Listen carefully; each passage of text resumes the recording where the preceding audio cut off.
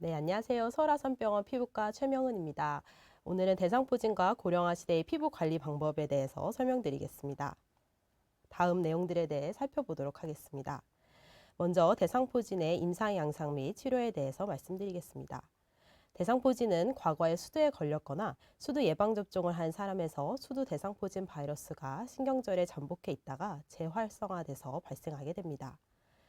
발진이 발생하기 평균 4에서 5일 정도 전부터 피부절을 따라서 통증 및 감각 이상이 발생하게 되고 띠 모양의 붉은 반점, 수포, 농포가 발생하게 됩니다. 1주 정도 지나서 딱지가 형성되고 2에서 3주 지나서 딱지가 떨어지게 됩니다. 가장 흔한 발생 부위는 흉부, 얼굴 및 복부이며 고령에서 더 심한 통증을 호소하고 오래 지속되는 경향이 있습니다. 대상포진의 몇 가지 야형에 대해 말씀드리겠습니다. 우선 범발성 대상포진이라는 것이 있는데 전형적인 대상포진과 달리 전신에 다양한 수의 수포가 생기는 경우로 고령, 에이즈, 악성질환 등이 있는 경우에 가능합니다. 이 경우 전파의 가능성이 있기 때문에 입원해서 격리치료가 필요합니다. 다음은 안구 대상포진으로 얼굴의 3차 신경 중에 안구신경을 침범해서 발생하고 코끝과 측면에 있는 대상포진에 수포가 생긴 경우 안구의 침범의 발생 가능성으로 안과의 진료가 반드시 필요합니다. 드물기는 하지만 안과적인 합병증으로 포도막염, 각막염 등을 비롯한 여러 가지 질환이 생길 수 있습니다. 마지막으로 램지언트 증후군이 있는데 얼굴의 안면신경 및 청신경을 침범해서 발생할 수 있고 경미한 발열, 필요한 증상이 초기에 발생할 수 있습니다. 심한 귀의 통증과 함께 안면의 마비, 이명 등이 발생할 수 있어서 이 경우에는 반드시 응급실로 내원이 필요합니다. 대상포진의 진단은 특징적인 피부 소견 및 임상 증상으로 하게 되고 비전형적인 병변의 경우에는 수포에서 배양 및 혈청 검사를 하는 경우도 있습니다. 피부 발진 없이 통증만 있는 경우에는 다른 질환과의 감별이 필요하기 때문에 영상검사, 혈청검사 등을 시행할 수 있습니다. 자주 물어보시는 것들을 정리해 놓았습니다. 왜 수두 대상포진 바이러스가 다시 활성화되는지 여쭤보시는 분들이 많았습니다. 아직 명확하지는 않지만 고령에 따른 세포의 면역 저하가 가장 중요한 요인이고 그 외 스트레스, 방사선 치료, 외상 등과의 연관성이 알려져 있습니다. 대상포진이 한번 걸리고 다시 재발하기도 할지 궁금해하시는 분들도 많은데 보통 흔하지는 않지만 이전에 대상포진의 기억력이 있던 경우에는 1에서 6%에서도 재발하는 경우가 있었습니다. 집에서 손주를 돌봐주시고 계시는데 대상포진이 생겼을 때 격리가 필요한지 궁금해하시는 분들도 있었습니다. 이 경우 생후 12개월 이전에 아기를 돌봐주시는 경우에는 아기에게 항체가 없기 때문에 예방접종을 맞기 전이기 때문에 대상포진이 걸린 성인과의 접촉은 반드시 피하는 것이 좋습니다. 다음은 대상포진 치료입니다. 항바이러스제를 경구 약물로 일주일 정도 반드시 복용하는 것이 필요합니다. 발진이 생긴 지 3일 이내 초기 복용하는 것이 가장 도움이 된다고 알려져 있습니다. 항암 치료 중이거나 면역 저하 질환이 있는 경우에는 정맥으로 주사하는 것이 도움이 됩니다. 다음은 통증을 완화시키기 위해서 다양한 종류의 진통제를 사용해 볼 수 있습니다. 신경통 치료제, 진통소염제를 경구로 투여하거나 진통 패치를 붙여볼 수가 있고 국소 마취제를 비롯해서 여러 가지 통증을 줄여줄 수 있는 도포제를 사용해 볼 수도 있습니다. 일부 진통제는 어지럽거나 졸음, 부종, 두근거림 등의 증상이 발생을 할 수 있기 때문에 이 경우에는 담당 선생님께 말씀을 해주셔서 약을 변경하는 경우도 있습니다. 간이나 콩팥 이상 등 기저질환이 있는 경우에는 의사와 상의하는 것이 도움이 됩니다. 추가적으로 수포가 생긴 부위에는 항생제 연고를 도포하는 것이 중요하는데 이는 2차 세균 감염을 방지하기 위함이고 하루에 1번에서 2번 수포가 있는 부위에 바르고 딱지가 생길 때까지 지속하시기 바랍니다. 초기에 수포가 올라오는 시기에는 소독된 꺼지의 생리식염수를 약국에서 구매해서 올려두는 것이 통증 및 염증을 완화시키는 데 도움이 되고 이는 하루에 3번에서 4번 시행해 볼 수 있습니다. 약을 복용을 했는데 하루 이틀 지나서도 수포가 계속 생겨서 걱정되시는 경우도 있었습니다. 항바이러스제를 복용을 하여도 새로운 수포는 발진 1에서 4일까지도 생길 수 있기 때문에 약을 지속해서 복용을 하시면 됩니다. 집에 아시클로버 단순 포진 연고가 있어서 가끔 바르셨던 분은 대상포진에도 사용이 가능한지 여쭤보시기도 합니다. 아시클로버 연고는 단순 포진에는 도움이 되지만 대상포진은 효과가 적은 것으로 알려져 있어서 경구 약물 복용이 필요하겠습니다. 마지막으로 특히 얼굴에 생긴 경우 대상포진이 좋아지고 나서 혹시 흉터가 생길지 걱정하시는 분들이 많습니다. 일반적으로 흔하지 않지만 가능하고 2차 세균 감염이 생기면 더 심할 수가 있기 때문에 수포가 생겼을 때 만지지 않고 항생제 연고를 잘 도포하는 것이 중요합니다. 호전되고 나서 색소 또는 파인 흉터 같은 것이 생기는 경우에는 연고를 바르거나 레이저 치료 등을 시도해 볼 수 있습니다. 다음 대상포진의 예방에 대해 알아보겠습니다. 대상포진 예방접종이 고령 환자의 대상포진과 포진 후 신경통 발생과 중증도를 감소시키는 것으로 알려져 있고, 현재 만 50세 이상의 성인에서 접종이 허가되었고, 미국 질병통제예방센터에서는 대상포진 과거력과 관계없이 60세 이상에서 접종을 권유하고 있습니다. 현재 국내에 있는 대상포진 예방접종은 생백신으로 이전 백신 성분에 대해 중증 알레르기 반응을 보인 경우, 면역결핍 상태인 경우, 임산부 또는 임신 가능성이 있는 경우에는 금지됩니다. 대상포진이 수두 대상포진 바이러스에 생기기 때문에 대상포진 백신이 수두 백신과 같은 것인지 헷갈려 하시는 경우도 있었습니다. 원인 바이러스는 동일하지만 대상포진과 수두 백신은 효과가 다르고 맞는 시기 또한 다릅니다. 대상포진 예방접종을 맞았는데도 대상포진이 생기기도 하는지 궁금해하시는 경우도 있었습니다. 대상포진 예방접종을 한 경우에도 10에서 15%에서는 발생할 수 있지만 보통 중증도가 훨씬 낮고 포진 후 신경통이 적은 경우가 많아서 접종이 추천됩니다. 대상포진이 걸린 사람도 예방접종을 해야 하는지 또 한다면 언제 해야 하는지 여쭤보시는 분들도 많습니다. 아직 어느 시점에 시행하는 것이 제일 좋다고 확립된 것은 아니지만 접종을 하게 된다면 대상포진에서 회복되고 나서 12개월 정도 경과한 후에 접종하는 것을 권장하고 급성기나 신경통을 앓고 있는 경우에는 권고되지 않습니다. 다음은 포진 후 신경통에 대해 설명드리겠습니다. 대상포진을 걱정하는 가장 중요한 이유 중에 하나가 포진 후 신경통 때문입니다. 포진 후 신경통이란 피부 병변이 호전된 후 혹은 병변이 발생한 발생한 지 1에서 3개월 후에도 통증이 지속되는 경우를 말하고 60세 이상에서 약 절반에서 발생하는 것으로 알려져 있습니다. 위험 인자에는 고령, 심한 통증이 있던 경우, 발진이 심한 경우, 안구 대상포진 등이 있습니다. 포진 후 신경통에는 앞서 말씀드린 진통제를 다양하게 사용해 볼 수 있고, 통증 있는 부위에 신경통 염증 주사 및 국소 열찜질 및 힐라이트 레이저 치료 등을 해볼 수 있습니다.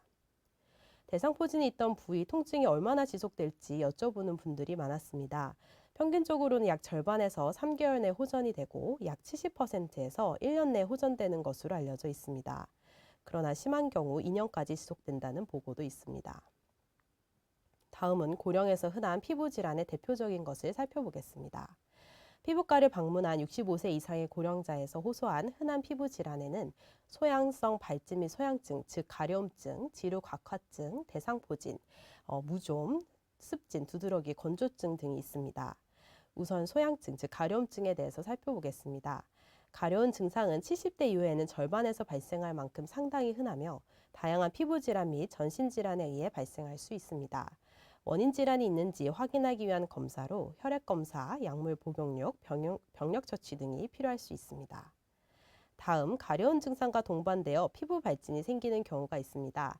만성 가려움으로 인해서 가려움증, 그로 인한 긁음, 이로 인한 가려움증의 악화라는 악성 순환으로 인해서 생기고 심하고 발작적인 가려운 증상이 특징입니다. 가려울 때마다 긁거나 꼬집는 습관이 발생에 있어 중요합니다. 이러한 기전으로 발생하는 질환에는 한두 군데 넓게 발생하는 만성 단순 태성과 여러 부위의 돔형으로 발생하는 결절양진이 있습니다. 다음은 지루각화증 보시겠습니다. 경계가 뚜렷한 갈색이나 흑색의 구진 또는 판으로 얼굴에 발생을 하지만 다른 부위에도 가능합니다. 대체로 증상이 없고 일부에서는 가려운 증상이 동반될 수 있습니다. 미용적인 목적에서 레이저를 해볼 수 있고 상황에 따라서 다른 악성 질환과 감별을 위해 조직 검사를 시행하는 경우도 있습니다. 피부암에는 기저세포암이 가장 흔한 피부에 발생하는 암이고 그 다음은 편평세포암입니다. 중요한 유발 인자는 햇빛, 즉 자외선의 노출이고 노출 부위인 얼굴, 귀, 두피에 호발합니다. 이와 같은 피부암은 조직 검사를 통해 확진하고 외과적 절제술을 통해 제거합니다. 일반적으로 다른 장기에 발생하는 암에 비하면 전이나 재발률이 상대적으로 낮지만 이전 햇볕 노출과 연관되어 발생하기 때문에 다른 부위에 또 다른 피부암이 발생할 확률이 있어서 주의 깊은 경과 관찰이 필요합니다. 다음은 악성 흑색종입니다. 피부에 발생하는 가장 공격적인 암 중 하나로 색소를 보이는 병변이 대칭적이지 않고 경계가 불규칙하고 다양한 색을 보이고 직경이 6mm 이상으로 크고 크기나 색조 모양 등에 있어서 변화가 있을 때는 반드시 검사가 필요합니다. 국내에서는 손발톱에 발생하는 말단 흑색점 흑색종이 호발합니다. 이는 대한피부과학회 홈페이지에 나와 있는 일러스트로 원래 있던 점이 비대칭적으로 커지거나 색이 불균질할 때, 증상이 동반될 때, 출혈이나 딱지, 진물이 낫지 않을 때, 원래 있던 점 주위에 작은 점이 나타날 때, 크기가 0.6cm 이상으로 크고 경계가 불규칙할 때는 단순하게 점이라고 생각하지 마시고 반드시 검사를 받으셔야 합니다. 발에 있는 점이 조금씩 커지고 있는데 아직 크기가 작은데도 진료를 보아야 하는지 여쭤보시는 경우가 있었습니다. 크기가 많이 크지 않은 경우에도 변화가 있다면 흑색종 초기일 수 있기 때문에 진료를 보는 것이 안전합니다. 발톱을 잘못 깎다가 피가 났는데 잘 낫지 않고 몇 개월 지속되는 경우 병원을 가야 하는지 궁금해하셨던 경우도 있습니다. 앞서 말씀드린 대로 출혈이나 딱지, 진물이 낫지 않을 때도 검사가 필요할 수 있고 드물지만 색소가 없는 무색소성 흑색종 및 손발톱에 생기는 편평세포암도 있습니다. 따라서 오랜 기간 동안 지속되는 경우는 검사를 시행하는 것이 안전합니다. 다음은 진균 질환으로 대표적으로 무좀이 있습니다. 피부의 가장 바깥쪽 층인 각재 및 손발톱, 털에 살고 있는 곰팡이고 몸에 발생했을 때 경계가 뚜렷하고 각질을 동반하는 고리형 병터가 특징입니다. 국내에는 발 및 발톱 백선이 가장 흔하고 발 백선은 발가락 사이에 생기는 지간형, 작은 수포가 생기는 수포형, 각질이 두꺼워지는 각화형으로 다양합니다. 임상적인 소견으로 진단을 하는 경우도 있고 감별 또는 확진이 필요할 때는 현미경 검사나 곰팡이 배양 검사를 하기도 합니다. 기본적인 치료는 항진균제 연고를 도포하는 것이지만 머리와 손발톱에 발생한 경우에는 먹는 약이 필요할 수 있겠습니다. 다른 기저질환이 많아서 약을 복용하시기 어려운 경우에 발톱 무좀약까지 복용하기 어렵다고 말씀하시는 경우가 있습니다. 발톱 무좀은 경구약물 치료가 1차적으로 사용이 되지만 여러 가지 이유로 복용하기 어려운 경우는 바르는 것을 사용해 볼 수도 있습니다. 도포제를 바르고 나서 무좀이 바로 사라지는 것이 아니라 깨끗한 발톱이 새로 올라와서 밀어내면서 좋아지기 때문에 12개월 가까이 꾸준하게 사용하는 것이 필요합니다. 무좀약은 오래 먹게 된다고 하던데 얼마나 복용을 하게 되는지 궁금해 하실 수 있습니다. 사람마다 치료 반응이 다르지만 일반적으로는 3에서 12개월 투여하게 됩니다. 먹는 약인 터비나핀을 가장 많이 사용하고 하루에 한 번 복용하게 되지만 일주일 중 하루 또는 한 달 중 일주일 정도만 복용하는 주기요법으로 치료하는 경우도 있습니다. 마지막으로 건조증 및 건성습진입니다. 팔다리, 특히 정강이 부에 미세한 비늘을 동반한 반으로 시작되고 진행이 되면 도자기에 발생한 균열과 같은 양상으로 나타나는 것을 건성습진이라고 하고 습도가 낮은 환절기나 겨울에 호발합니다. 노년층에 발생한 가려움증의 가장 흔한 원인으로 알려져 있고 표피에 있는 수분 장벽이 손상이 되어서 그 피부를 통한 수분이 증발이 증가하는 것이 원인으로 알려져 있습니다. 마지막으로 피부 관리 방법에 대한 기본적인 지침들을 살펴보겠습니다. 우선 환경 관리입니다. 겨울에는 난방으로 건조한 경우 가습을 하고 실내 온도는 변화가 크지 않게 유지하는 것이 좋습니다. 급격한 온도 변화가 가려운 증상을 악화시킬 수 있어서 한여름이나 한겨울에는 주의를 요하고 면으로 된 속옷을 입고 마찰이 심한 옷, 자극이 되거나 꽉 끼는 옷은 피하는 것이 좋습니다. 다음은 습관 관리입니다. 주름 예방에는 금연 및 건강한 식습관이 중요하고 항산화 성분이 있는 비타민C나 E 등이 포함된 과일이나 채소, 견과류 등을 규칙적으로 복용을 하십시오. 하루에 물을 8잔 이상 마시는 것이 수분 유지에 도움이 되고 파마약이나 염색약이 대표적인 알레르기 접촉 피부염의 원인 중 하나이기 때문에 파마나 염색 후에 피부에 발진이 생기거나 가려운 경우에는 중단하시고 의사와 상의가 필요합니다. 다음은 목욕 및 세정 방법입니다. 목욕 및 샤워는 너무 뜨겁지 않은 미지근한 물로 20분 이내로 주 3에서 4회 시행하는 것이 좋습니다. 때를 세게 밀거나 타올로 피부에 자극을 주는 것은 피부 장벽을 약하게 하고 건조증을 악화시키는 대표적인 요인입니다. 뜨거운 사우나나 찜질방은 주의가 필요하고 씻을 때는 약산성의 순한 비누 또는 세정제를 사용을 하는 것이 좋습니다. 목욕을 하시면서 목욕 오일과 오트밀 팩 같은 것을 사용하는 것이 건조증 완화시키는 데 도움이 될 수 있습니다. 다음은 보습입니다. 목욕 후 3분 이내 보습제를 바르는 것이 목욕 후 수분 증발을 통한 건조증을 예방할 수 있고 이후 건조할 때마다 수시로 도포하십시오.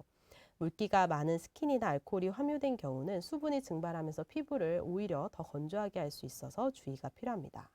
향료는 알레르기 접촉 피부염을 가장 많이 유발할 수 있는 성분 중 하나이기 때문에 피부가 민감하신 경우에는 향이 없는 제품이 추천이 되고 바른 후에 화끈거리거나 따가움, 당기는 느낌과 같은 이런 자극 증상이 있을 때는 중단을 하셔야 됩니다. 다음은 자외선 차단제인 선크림입니다. 얼굴 노화의 약 80%가 자외선에 의해 발생한다는 보고가 있고 피부암의 주된 원인이기 때문에 적절한 차단이 필요합니다. 자외선 차단 지수 SPF 15에서 30 이상, PA 3+ 이상의 제품을 도포하는 것이 도움이 되고 외출하기 15에서 30분 전에 500원 동전 크기의 양을 얼굴 전체, 귀나 목, 손, 팔과 같이 햇볕이 노출되는 부위에 수시로 바르는 것이 좋습니다. 보통 2~3시간마다 덧바르는 것이 도움이 되고 추가적으로 챙이 넓은 모자, 선글라스와 양산 등을 활용하는 것도 도움이 됩니다.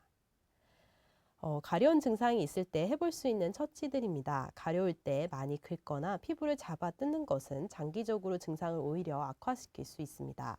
가려운 증상이 시작되면 긁지 않고 시원한 물수건을 올려두거나 보습제를 냉장 보관해서 도포하고 처방을 받은 가려움증 약인 항히스타민제를 빨리 복용을 하는 것이 좋습니다.